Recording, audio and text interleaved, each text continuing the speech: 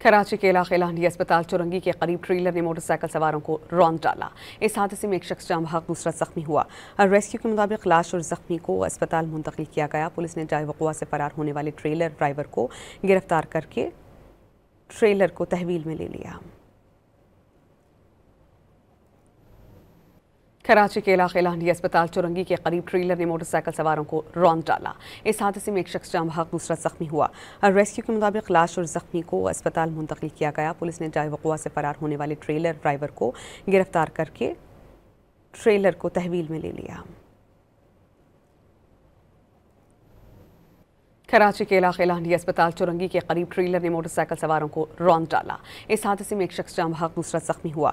Rescue के मुताबिक लाश और जख्मी को अस्पताल मुंतकिल किया गया। पुलिस ने जाए वक़ुआ से फरार होने वाले ट्रेलर ड्राइवर को गिरफ्तार करके ट्रेलर को तहवील में ले लिया।